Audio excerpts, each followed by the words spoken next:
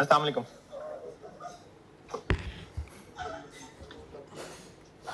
दुरूद शरीफ पढ़ लें।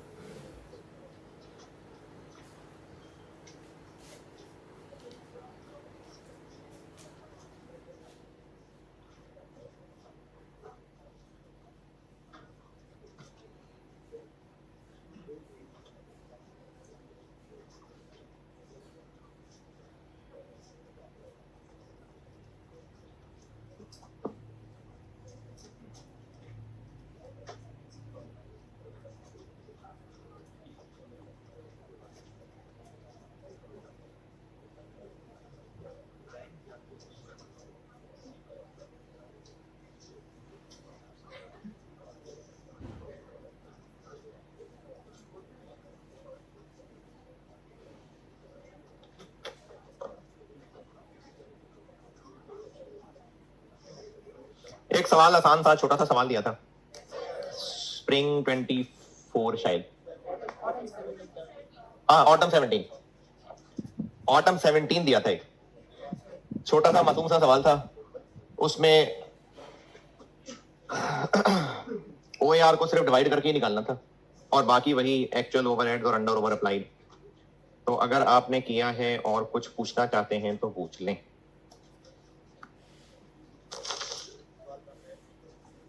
जी ऑटम 17 बताएं बेटा, कुछ पूछना है तो। ऑटम 17 कुछ नहीं।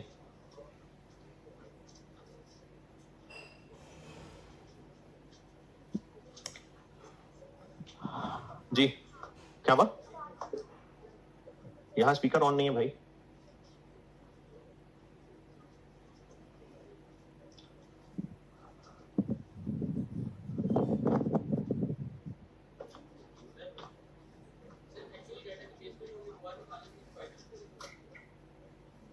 एक्चुअल डेटा देखे हो या ना ना, हाँ OAR है ही बजटेड का कॉन्सेप्ट, यानी एक्चुअल डेटा देखो, ये नहीं पूछ सकता कि OAR निकाले, नहीं।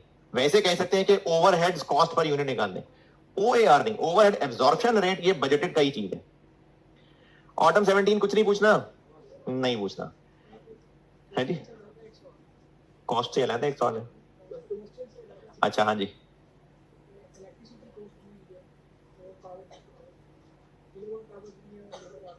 लेबर आवर्स तो मशीन आवर्स, हाँ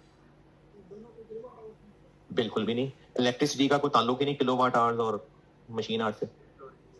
वो तो पंखे पंखे लाइटों की बिजली किलोवाट आवर्स नहीं होती, वो तो कुछ वोल्ट होते हैं।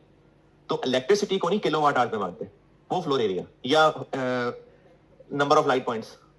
जो मशीन की बिजली है पावर, वो मशीन आवर्स या किलोवाट आवर्स पे जाएगी।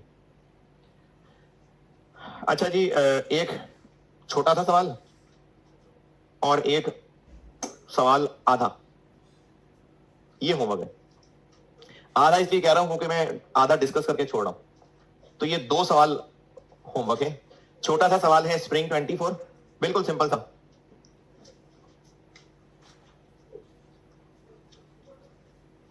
कोई प्राइमरी अपोर्शनमेंट नहीं करनी, की भी है। स्प्रिंग 24 चैप्टर में पहला ही सवाल होगा, नोबेल इंडस्ट्रीज। और जिन लोगों के पास पुरानी बुक्स होती हैं तो वो जो 1-2 अटेम्प्ट गुजरी है ना, तो वैसे आईकेप से डाउनलोड कर लेना। स्प्रिंग 24 अटेम्प्ट में क्वेश्चन 2 था। ये एक छोटा सा सवाल, ये होमवर्क कर दें, कर दें हैं, कर दें। और एक सवाल आप पढ़िए, 2013 अटेम्प्ट का एक सवाल है, वो मैं जबानी डिस्कस करके फिर वो भी होमवर्क छोड़ रहा हूं। जायका लिमिटेड के नाम से एक सवाल है, जायका लिमिटेड, क्वेश्चन 10, ऑटम 2013 अटेम्प्ट का सवाल है। सवाल पढ़ लें, फिर मैं आपको इसकी डिस्कशन गाइड करके फिर छोड़ देता हूं होमवर्क, फिर अगला चैप्टर कराता हूं।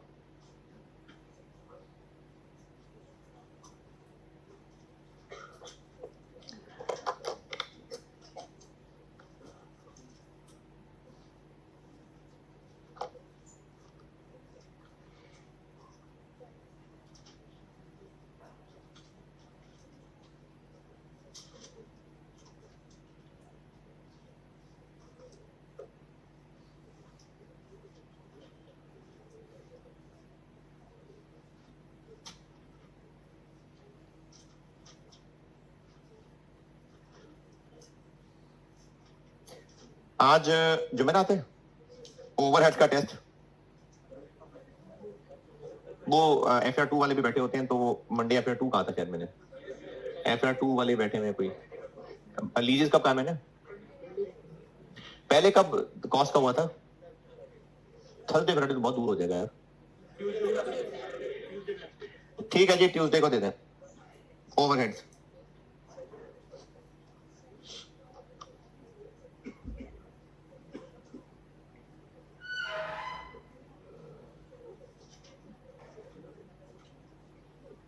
अरे सवाल कहाँ है पढ़ने को, क्वांटम 13।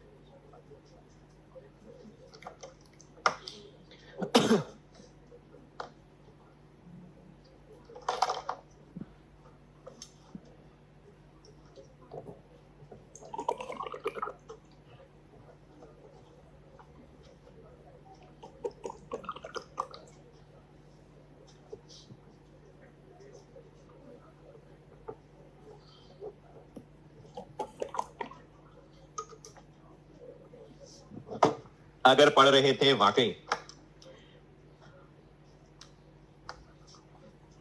तो पढ़ लिया होगा, पढ़ लिया होना चाहिए था। सवाल में रिक्वायर्ड क्या है, कॉस्ट ऑफ ईच कार्टन, और बिजनेस जैम बनाता है, और जो सवाल में डाटा अवेलेबल है वो बजटेड है सारा। हाँ जी, अरे सवाल पढ़ लिया और ये भी नहीं पता कि बजटेड है कि नहीं। शाबाश शाबाश, ये सारा एक्चुअल डाटा है। पहले पैराग्राफ में ये लिखा हुआ है कि जैम बनाते हैं, 3 पीडीज हैं, 2 एसडीज हैं, और उसके बाद कहा है following information is available from ZN's records for the month of अगस्त।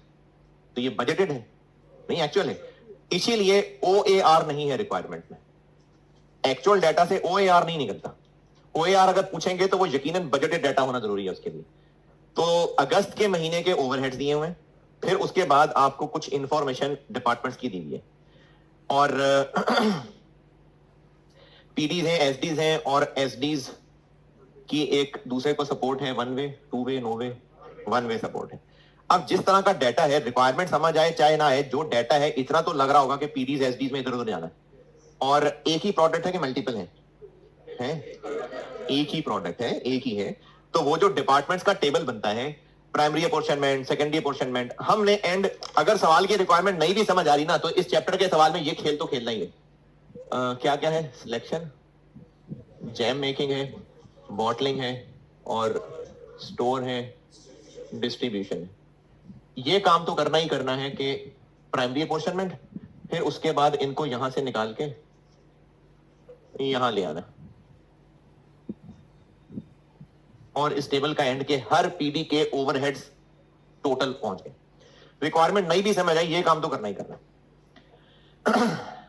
लेकिन रिक्वायरमेंट से लिंक करते हैं अब इसको, हम बनाते हैं जैम, और दूसरे टेबल के नीचे लिखा हुआ है कि after production jam bottles are finally packed in a carton, और एक कार्टन में 12 बॉटल्स होती हैं, इसलिए उन्होंने एक कार्टन की कॉस्ट पूछी है। तो एक कार्टन में है 12 बॉटल्स, अगर हमें एक बॉटल की कॉस्ट पता चल जाए तो 12 से मल्टीप्लाई कर देंगे। अच्छा, उसने पूछी है कॉस्ट या ओवरहेड्स कॉस्ट, तो direct material, direct labour, FOS तीनों बतानी।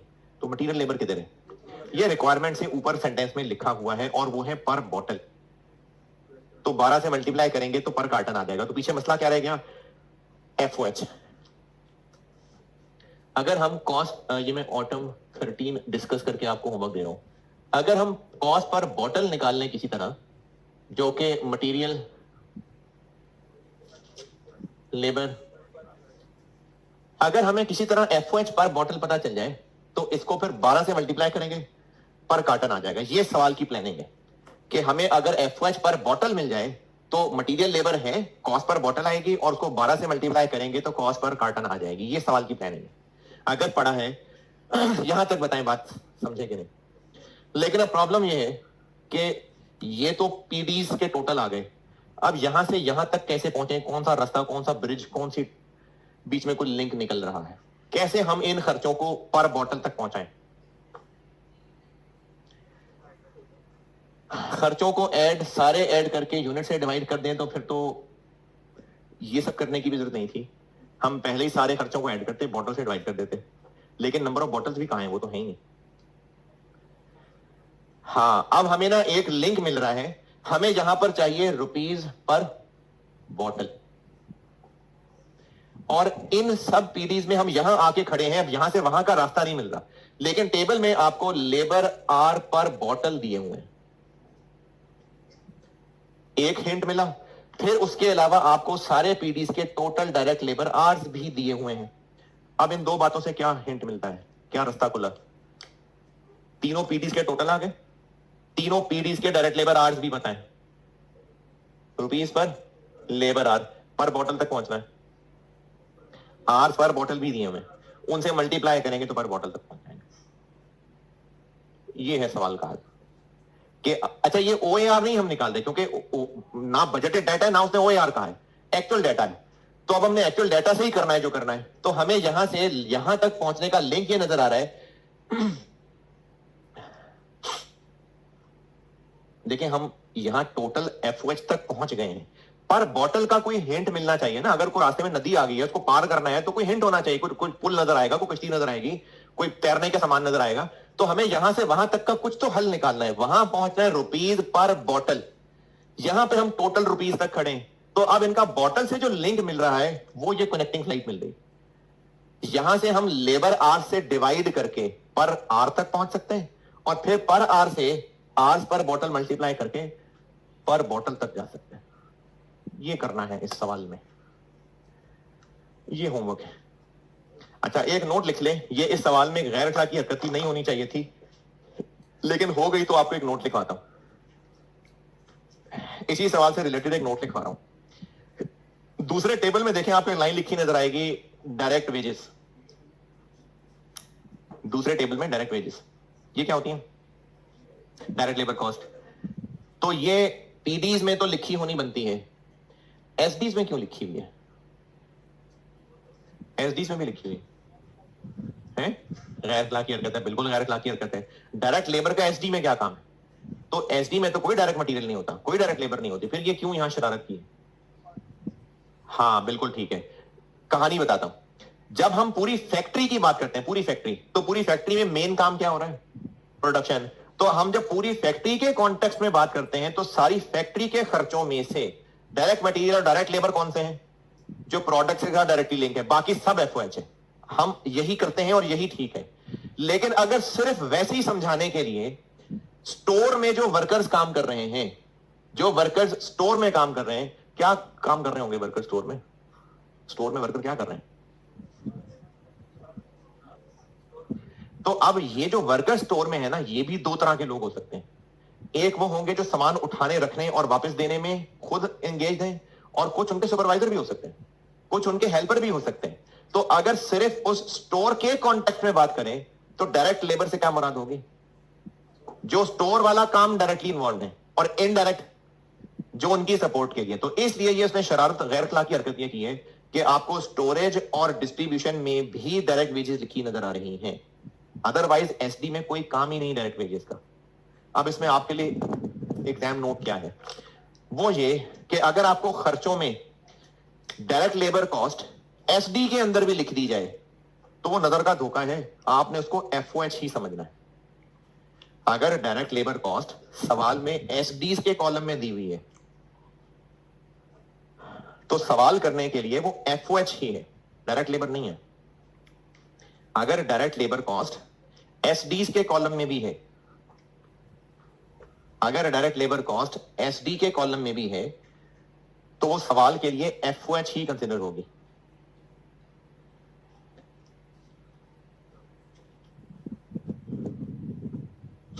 यानी हम जब ये सवाल सॉल्व कर रहे होंगे तो यहां खर्चे लिखते हैं ना, तो यहां पर हम लोग डायरेक्ट वेजेस भी लिखेंगे, लेकिन डैश डैश डैश 8,000 और 20,000।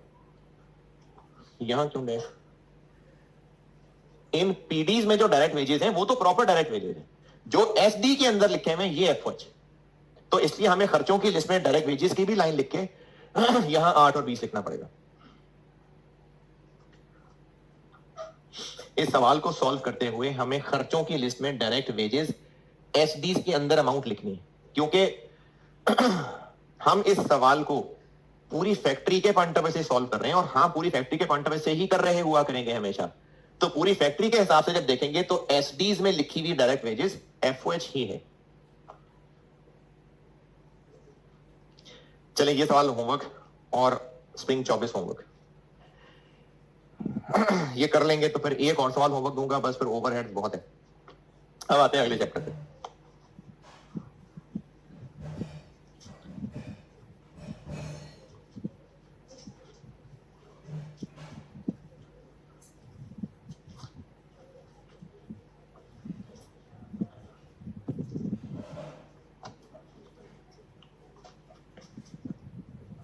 एक्टिविटी बेस्ड कॉस्टिंग, ये ओवरहेड से बहुत मिलता जुलता चैप्टर है।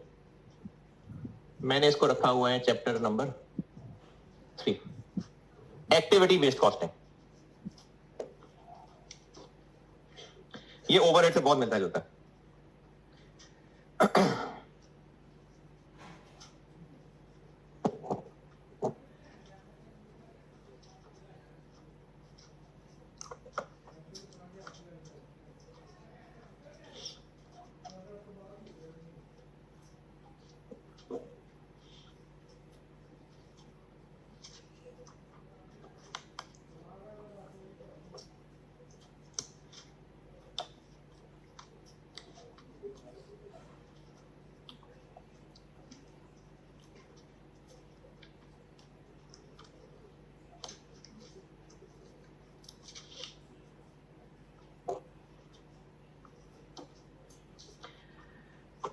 अच्छा, इस चैप्टर का कॉन्सेप्ट क्या है, कहानी क्या है, वो मैं आपको बताऊंगा बाद में। पहले एक सवाल कराने लगा। ये जो सवाल करा रहा हूं ना, ये पुराना सवाल है बहुत, 2010 अटेम्प्ट का। उस वक्त एक्टिविटी बेस्ड कॉस्टिंग सिलेबस में नहीं होता था, लेकिन बच्चों ने चूंकि ये ओवरहेड्स पढ़े होते थे, तो एग्जामिनर ने एक सवाल बनाया था। बस मैं आपको ना वो सवाल सॉल्व करने के बाद इसका कॉन्सेप्ट दूंगा कि ये क्या होता है। वो सवाल डायरेक्ट सॉल्व इसलिए करवा रहा हूं कि जो मेहनत ओवरहेड में पढ़ के आए हैं उसके तहत आप वो सवाल सॉल्व कर सकते हैं। तो एक सवाल सॉल्व करते हैं पहले, उसके बाद फिर मैं आपको ये एबीसी का सारा कॉन्सेप्ट दूंगा। तो आप इस एबीसी वाले चैप्टर में आइए, और पास पेपर में दूसरा सवाल होगा ऑटम 10।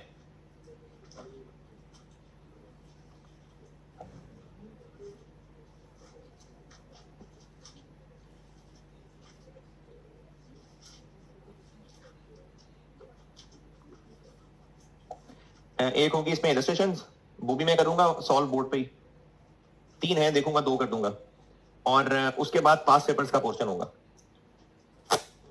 तो उसमें एक सवाल आपको 2024 का मिलेगा, इसलिए क्योंकि ये सिलेबस में आया ही 2 साल पहले, उससे पहले सिलेबस में नहीं था। और एक आपको मिलेगा 2010 का सवाल। तो वो 2010 वाला सवाल खोल लें, एसन एंटरप्राइजेस पढ़ लीजिए, मैं करता हूं। और अभी मैंने आपको इस सवाल को सॉल्व कराने से पहले कुछ नहीं बताया कि ये क्या है। अभी सिर्फ मैंने चैप्टर का नाम लिखा है। एक्टिविटी बेस्ड कॉस्टिंग का कॉन्सेप्ट क्या है, करना क्या होता है, वो बाद में, पहले ये सवाल सॉल्व करते हैं। एसन एंटरप्राइजेस पढ़ लें, मैं करता हूं सॉल्व।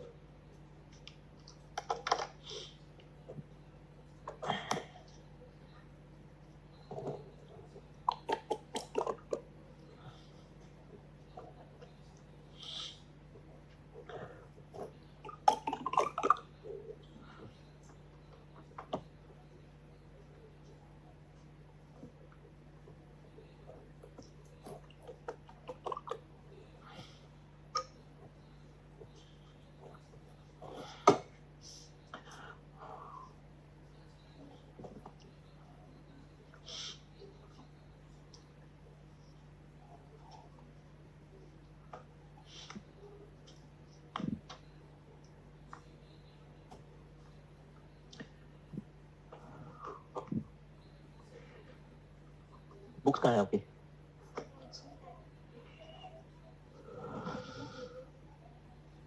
तीनों के पास एक ही फोन में बुक है?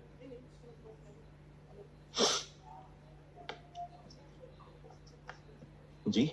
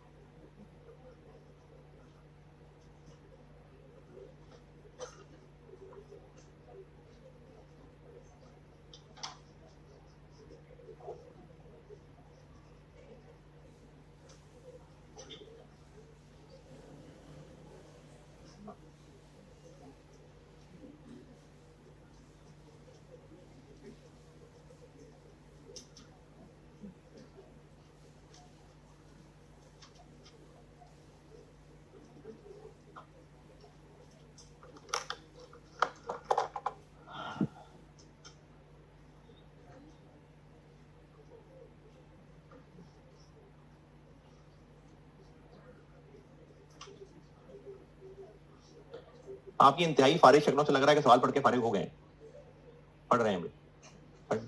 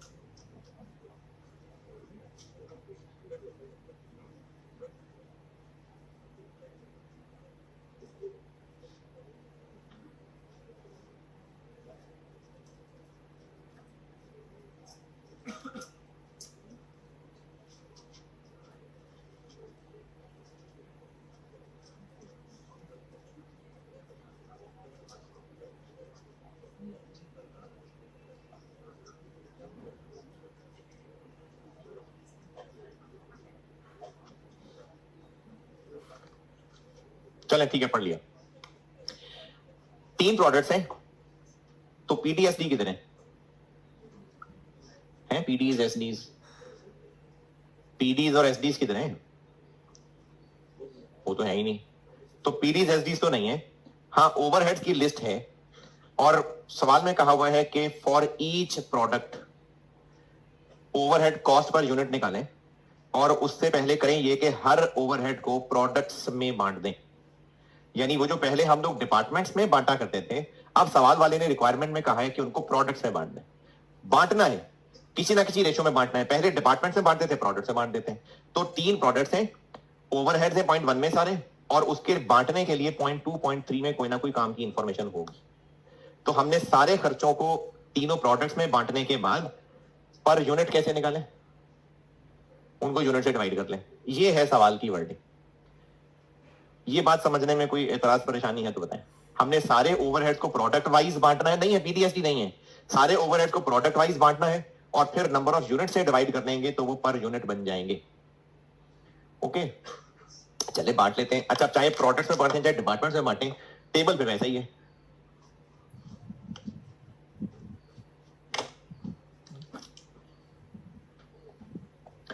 ओवरहेड्स आ जाएंगे, इनको बांटना किस बेस पे है, टोटल। पहले पीटीज एसडीज लिखते थे, अब प्रोडक्ट आ जाएंगे ए, बी और जी। रुपीज, मिलियन, थाउजेंड रुपीज है। अच्छा, फिगर्स बहुत बड़ी बड़ी हैं तो आप इसको बेशक थाउजेंड में करते हैं, वो 3 जीरो आखिरी वैसे ही उड़ा देते हैं, तो फिर थाउजेंड में ही आ जाते हैं। हाँ जी, सबसे पहला खर्चा इनडायरेक्ट वेजेस, और ये इनडायरेक्ट वेजेस के साथ डैश लगा के ये 4 चीजें लिखी हुई हैं, और नीचे वालियों के साथ तो ये लेफ्ट पे है ही कुछ नहीं। ठीक है indirect wages dash machine maintenance, उसके बाद डैश डैश डैश, तो वो इनडायरेक्ट वेजेस ही चल रही हैं सारी। तो इनडायरेक्ट वेजेस हैं इन 4 कामों की अलग अलग। इनडायरेक्ट वेजेस एक हो गई, पहला क्या है, मशीन मेंटेनेंस। कितनी है टोटल, 600। मशीन मेंटेनेंस के लोगों की वेजेस हैं। अवेलेबल में से क्या बेस्ट लग रहा है, मशीन की मेंटेनेंस है, कॉस्ट ऑफ मशीन, मशीन की मेंटेनेंस, मशीन आवर्स। डेप्रिसिएशन थोड़ी बांट रहे हैं, मशीन की मेंटेनेंस बांट रहे हैं। तो मशीन की मेंटेनेंस किसके लिए ज्यादा होगी, जितनी ज्यादा मशीन आवर्स होंगे तो मशीन आवर्स कितने, पॉइंट नंबर 2 में सेकंड लास्ट कॉलम में दिया हुआ। अच्छा, हमने टोटल खर्चे को बांटना है तीनों प्रोडक्ट्स में मशीन आवर्स की रेशो में, तो 6, 8, 10 की रेशो में बांट दें जी, है 6, 8, 10 की रेशो में बांट दें। नहीं, ये तो बताया हुआ है कि एक यूनिट के लिए कितने मशीन आवर्स लगते हैं, हमने तो पूरे टोटल खर्चे को टोटल आवर्स की रेशो में बांटना है। तो इतना तो कह देते हैं कि मशीन आवर्स में बांटना है, लेकिन चूंकि सवाल में मशीन आवर्स दिए नहीं हुए तो हम एग्जामिनर को कहते हैं कि वर्किंग वन देख लो जाके। टोटल मशीन आवर्स कितने लगे इस क्वार्टर में, एक यूनिट पे लगते हैं 6, तो हमने कितने बनाए, एक 12,000। इसी तरह बी के एक यूनिट पे लगते हैं 8, और हमने बनाए इसके 20,000, और जी के एक पे लगते हैं 10 और हमने बनाए 45,000, तो ये हो गए 72 जी, 160 और 450।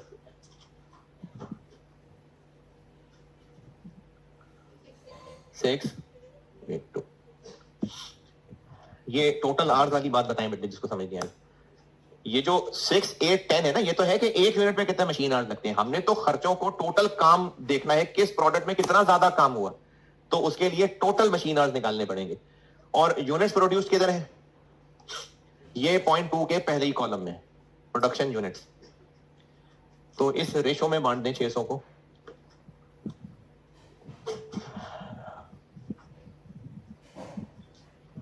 जी, 63। अरे अगर पॉइंट में ही आना है तो फिर 1000 में ही ना करते, तो फिर डेसिमल लगाने की वजह में कॉमा लगा देता, क्या फर्क पड़ता है जी। 141,396।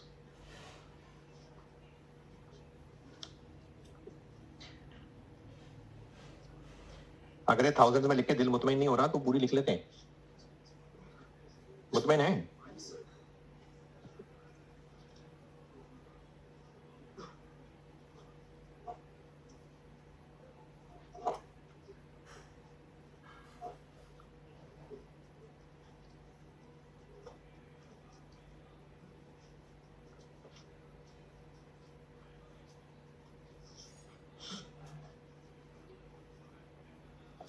हाँ जी, अगले कौन से लोग हैं, स्टोर्स वाले। अब ये जो स्टोर वाले लोग हैं, ये जो स्टोर वाले वर्कर हैं, ये क्या काम कर रहे हैं, फैक्ट्री में कौन सा स्टोर होता है, मटेरियल का कि फिनिश गुड्स का, फैक्ट्री में मटेरियल का। तो ये जो स्टोर के लोग हैं ये क्या काम कर रहे हैं, मटेरियल रख रहे हैं, उठा के दे रहे हैं। तो इसके लिए क्या अवेलेबल में से बेस्ट लग रहा है, स्टोर्स कंजम्पशन कहते हैं स्टोर से कितना सामान इस्तेमाल हुआ। अब वो जब आपको हर प्रोडक्ट का पता चल ही गया कि स्टोर से कितना कितना सामान इस्तेमाल हुआ, तो स्टोर के वर्कर्स की वेजेस किस रेशो में बांटे? जितना इस्तेमाल हुआ। ये जो तीसरा पॉइंट है इस टेबल की तीसरी लाइन। और अगर ये बात नहीं भी समझ आ रही तो स्टोर स्टोर का वर्ड ये दो ही जगह लिखे हुए, तो स्टोर को स्टोर की रेशो में बांटना होगा, तो इसलिए स्टोर कंजम्पशन की रेशो में बांट देते। तो स्टोर के जो वर्कर्स की इनडायरेक्ट वेजेस हैं वो लोग स्टोर से सामान रखते हैं, स्टोर से सामान उठा के देते हैं, तो जिस प्रोडक्ट के लिए स्टोर से जितना सामान इस्तेमाल हुआ उसकी रेशो में बांट देते हैं। और इससे बेहतर कोई नहीं है इसमें कि है। तो स्टोर्स के लोगों को हम बांट देते हैं स्टोर कंजम्पशन की रेशो में। स्टोर के लोगों की टोटल कितनी? 360 144 54 162।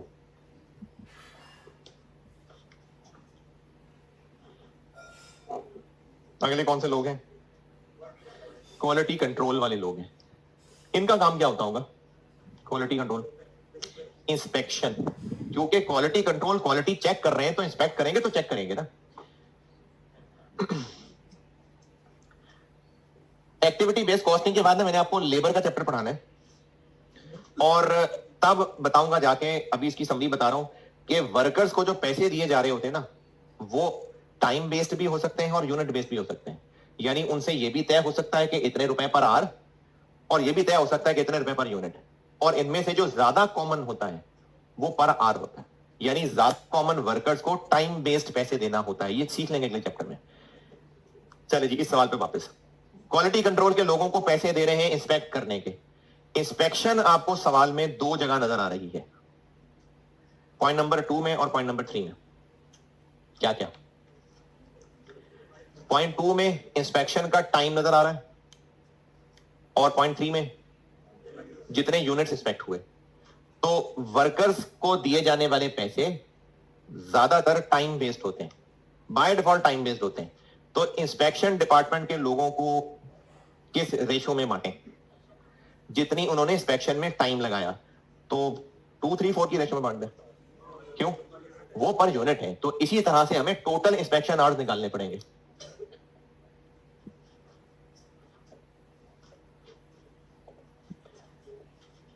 अल्फा के एक यूनिट पे, अल्फा के एक यूनिट पे कितने आवर्स, और टोटल तक पहुंचना है तो 12,000 से मल्टीप्लाई करें या 600 से। क्यों? क्योंकि इंस्पेक्ट ही 600 की है, सैंपल ही 600 का चुना होगा। बी के एक यूनिट पे 3 इंटू 400, जी के एक यूनिट पे 4 इंटू 1350,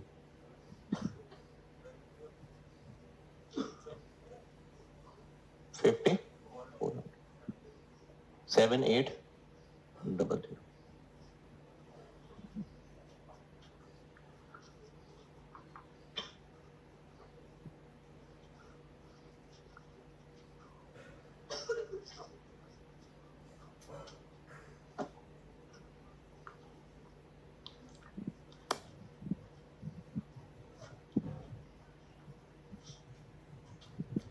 क्वालिटी कंट्रोल के लोगों की टोटल वेजेस कितनी? 468। इस रेशो में बांटे 72 72 324।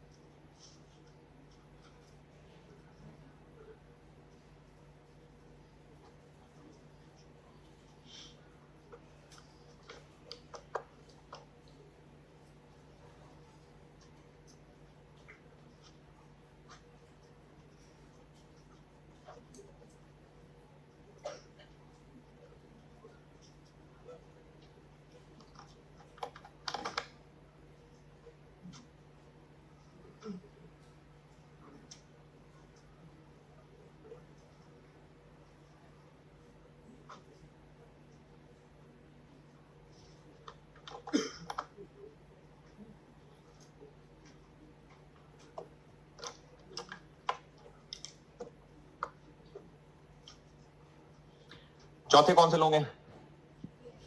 अब ये सफाई वाले लोग हैं। तो सफाई कहाँ की करते होंगे? क्योंकि अगर मशीनों की सफाई करते होते तो वो तो मशीनों की मेंटेनेंस होती है, तो फिर ये जगह की ही सफाई करते होंगे। तो जगह की सफाई, factory space utilised.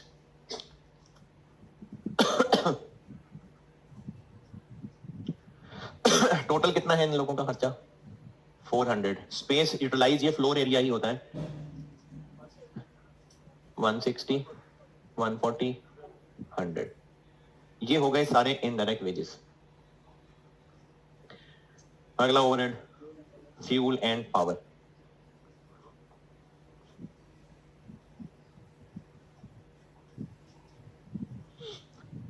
Fuel and power होती है प्लांट एंड मशीनरी की। मशीन आवर्स,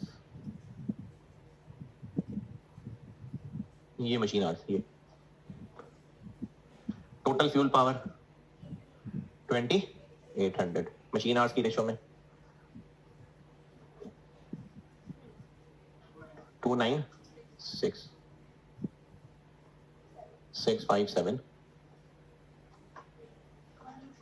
184 8 से तो पूरा नहीं होगा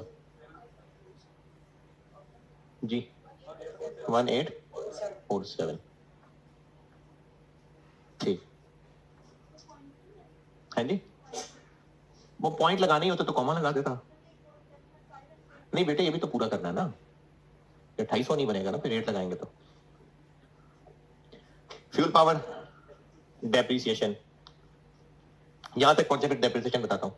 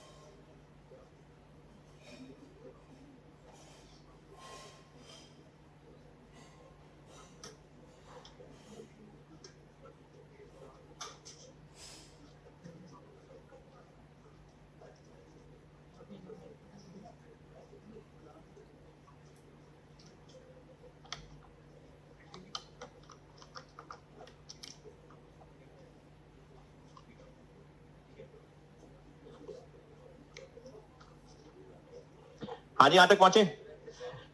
डेप्रिसिएशन किस रेशो में बांटा है? हाँ जी, कॉस्ट। लेकिन इसमें जज्बाती हरकत ये होगी कि स्टूडेंट पढ़ेगा डेप्रिसिएशन ऑन प्लांट मशीनरी, बस ठीक है डेप्रिसिएशन है, बिल्डिंग भी है और नीचे कॉस्ट किसकी दी हुई है? मशीनरी की है। तो हमने डेप्रिसिएशन मशीनरी की कॉस्ट में बांटनी है, बिल्डिंग की थोड़ी इसमें बांटनी है। तो फिर बिल्डिंग और मशीनरी की फिर अलग करनी पड़ेगी, और वो अलग करने के लिए बिल्कुल last sentence, depreciation plant and machinery का 10% रेट बताया हुआ है। तो जो आपको कॉस्ट ऑफ मशीनरी दी हुई है 6000, 4000, 13000, 3000, 13000 हो गया, 6 4 3 उस पे लगाएं 10%, 1000 में बोल रहा हूं, 1300 हो गया, तो ऊपर डेप्रिसिएशन कितनी दी हुई है? 1560, तो 1300 है नीचे। तो बाकी 260 फिर बिल्डिंग की होगी।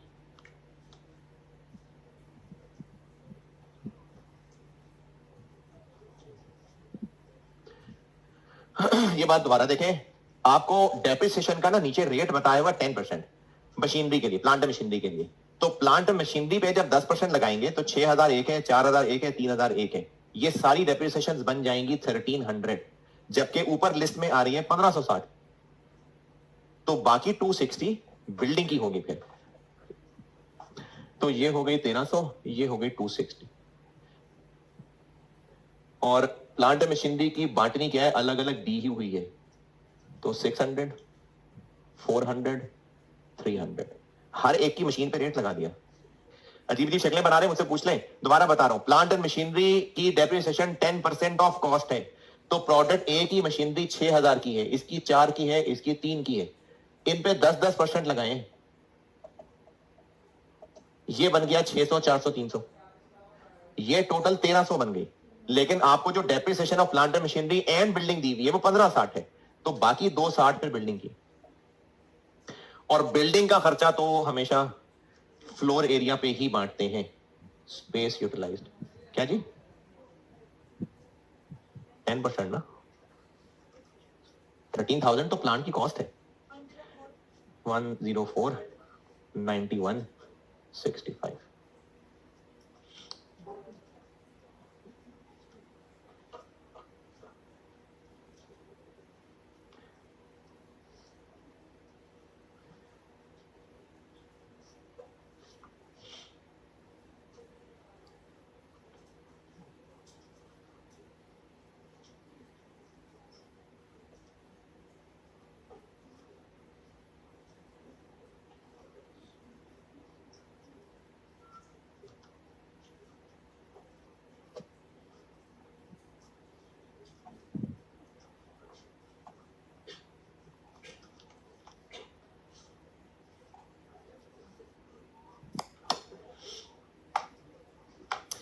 डेप्रिसिएशन, इसके बाद प्लांट की इंश्योरेंस। ये आपको बताया था कि इंश्योरेंस का ताल्लुक वैल्यू से होता है।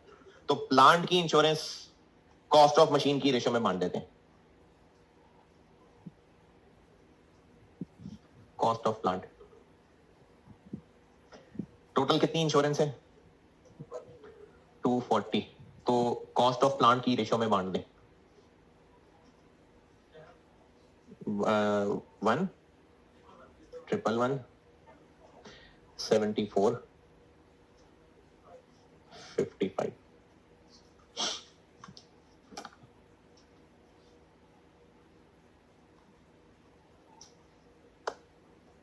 बिल्डिंग की insurance, space utilised,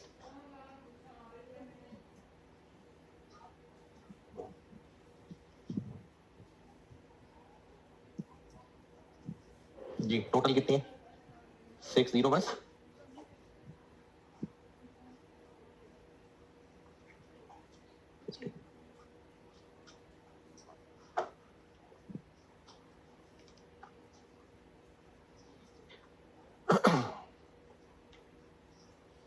stores spheres indirect material को कहते हैं।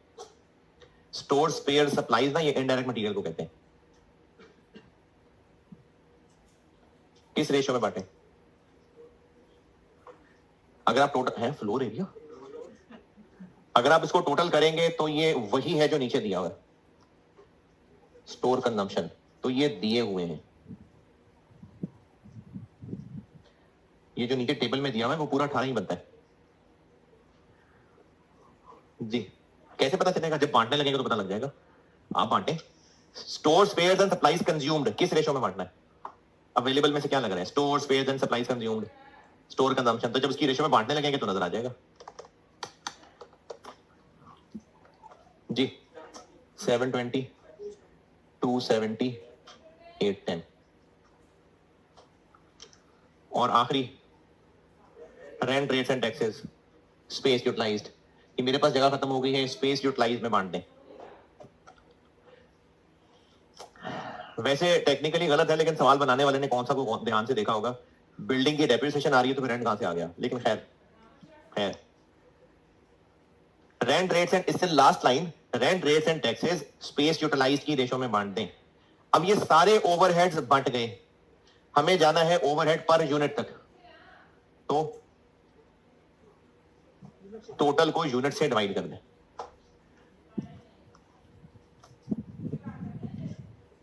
रेंट स्पेस की बेस पे बांट देते हैं। टोटल रेंट रेट्स कितना, 1200। स्पेस यूटिलाइज पे बांट दें, 480, 420, 300। अब हमारे पास सारे के सारे ओवरहेड्स प्रोडक्ट वाइज बंट चुके हैं।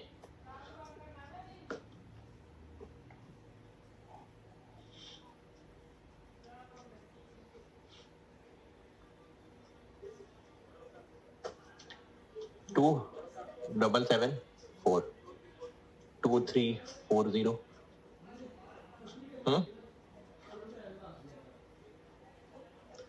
4374। ओवरहेड्स पर यूनिट निकालने हैं, तो यूनिट्स हैं इसके 12,000, इसके 20,000 और इसके 45,000। ओवरहेड पर यूनिट बन जाएगा, 3 0 नहीं भूलना लगाने, 231.16,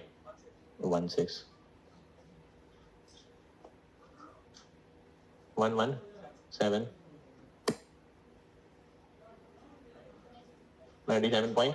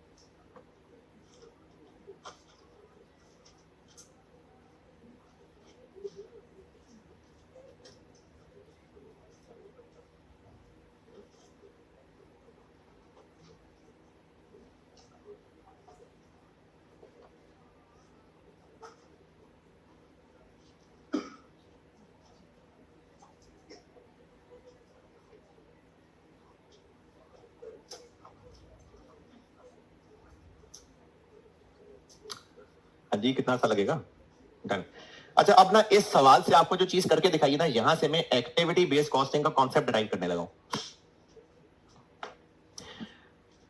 ऑल्दो के जो मैं एक्टिविटी बेस्ड कॉस्टिंग का तरीका सिखाऊंगा, कल परसों की प्रैक्टिस कराऊंगा, वो ऐसे नहीं होगी, ऐसे हम नहीं किया करेंगे सवाल। लेकिन ये सवाल पास का एक था, मैंने आपको सिर्फ इस सवाल से एक कॉन्सेप्ट ड्राइव करके देना था, उसके अलावा इस सवाल का काम खत्म है।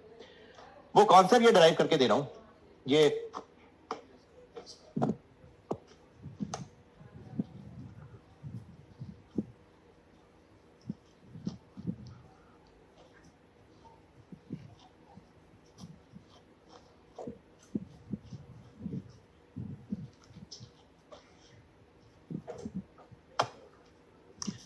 जो मेन कॉन्सेप्चुअल डिफरेंस है ना,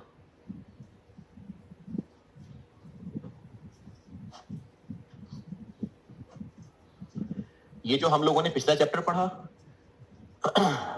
यानी जिसमें हमने एब्जॉर्ब किए, ये जो पिछला चैप्टर पढ़ा है, और एक्टिविटी बेस्ड कॉस्टिंग, इसमें जो मेन कॉन्सेप्चुअल डिफरेंस है,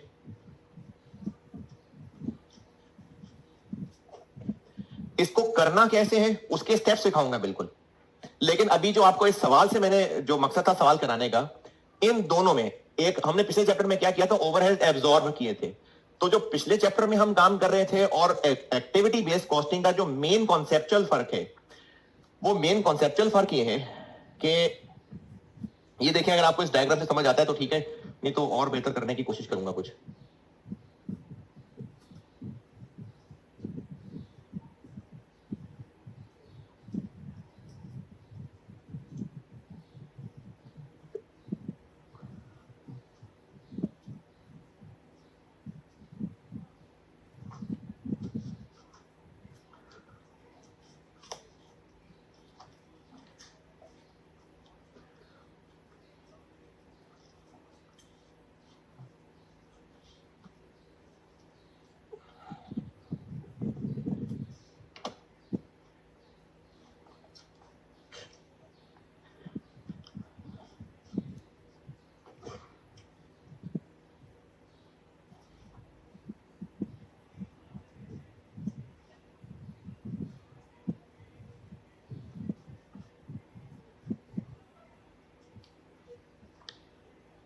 अगर दो प्रोडक्ट्स हैं ए और बी, तो पिछले चैप्टर में हम लोग ओवरहेड्स को डिपार्टमेंट्स में बांटते थे, और चूंकि एसडीज भी, ये एसडी 5 नहीं लिखा है मैंने, एसडीज का है, और एसडीज भी होते थे, तो सेकेंडरी अपॉर्शनमेंट करके हम एसडीज को भी पीडीज में ले आते थे, यानी ओवरहेड्स डिपार्टमेंट्स में बांटते थे, फिर डिपार्टमेंट्स के टोटल प्रोडक्ट में ले लेते थे।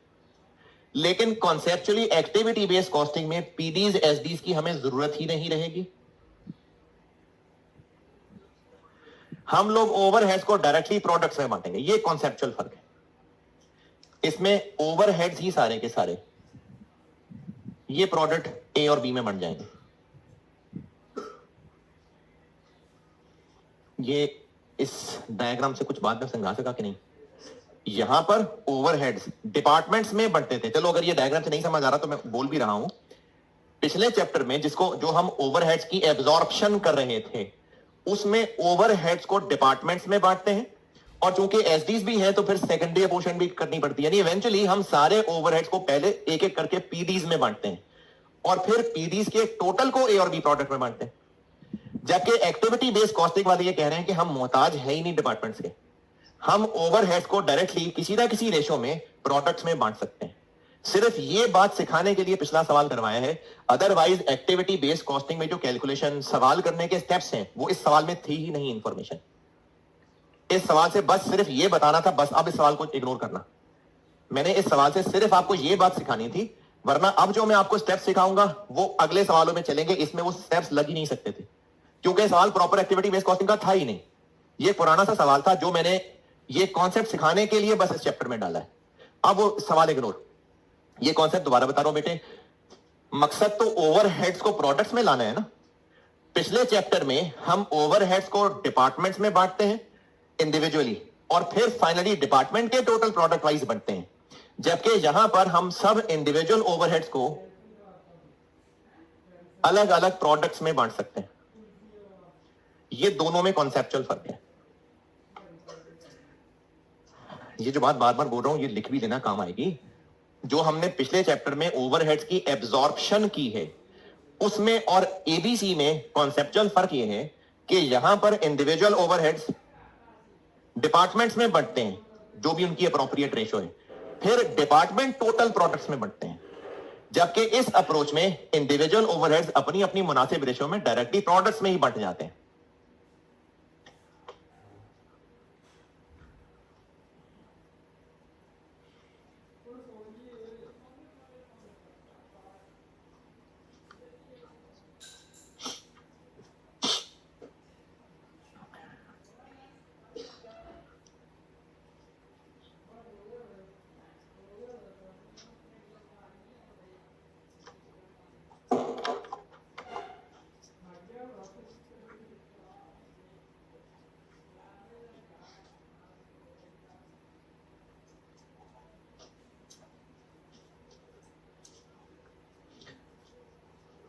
हाँ जी,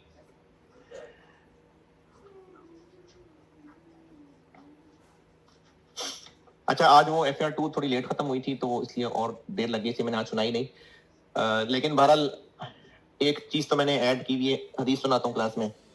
उसके अलावा भी ना अब कल से इंशाल्लाह, देखो बेटे कोशिश तो ये है कि आपको मैंने कॉस्ट तो पढ़ानी है, जो आप मुझसे पहले पढ़े हुए लोग हैं, मैंने कॉस्ट तो इंशाल्लाह पढ़ानी ही है, अपनी तरफ से बेस्ट एफर्ट कॉस्ट पढ़ाने की ही करनी है। लेकिन साथ साथ जो और कोशिश कर रहा हूँ वो ये कि आपको ना कहीं मैं कोई फिक्र दिला पाऊं कि हमने मरना भी है। तो उसके लिए ना एक तो ये काम मैं आपको हदीस सुनाता हूँ रोज, और कल से ना एक काम और इंशाल्लाह शुरू करूंगा। आपकी क्लास टाइमिंग में नहीं पॉसिबल है तो वो एक ना वीकली टॉक्स का एक सिलसिला चलाना है।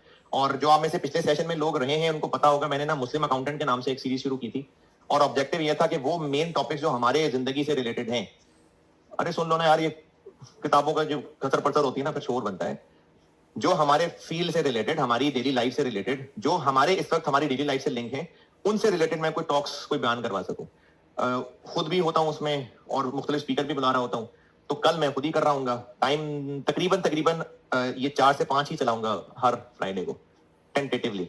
चेंज होता हुआ तो बता दूंगा, वरना कल तो 4 से 5 ही करूंगा। आपको ग्रुप में मैसेज आया होगा।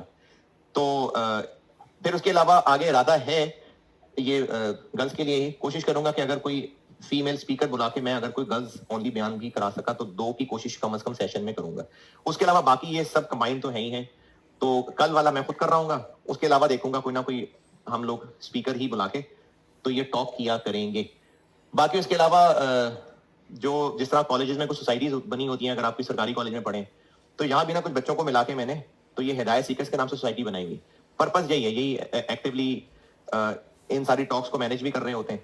अब वो बच्चे पास करके आगे भी बढ़ जाते हैं। तो अब आप चूंकि अभी ग्रुप ए में आए हैं और उसके लिए फीमेल विंग मैंने अलग बनाया है, टोटली बॉयज का अलग है। तो अगर आपको इसमें से उसका हिस्सा बनना चाहें तो मुझे अलग से बता देना, और जो अभी लड़के एग्जिस्टिंग हैं, जो लड़कियां एग्जिस्टिंग हैं, मैं उनके साथ टाई अप करवा के जो आप में से करना चाहे मुझे अलग से बता देना। तो कोशिश यही है बेटे कि आप जब यहाँ से सेशन खत्म करके जाएं तो कहीं ना कहीं अंदर का जो मुसलमान है वो भी कहीं जिंदा करवा सका हूँ। ठीक है जी, अल्लाह हाफिज।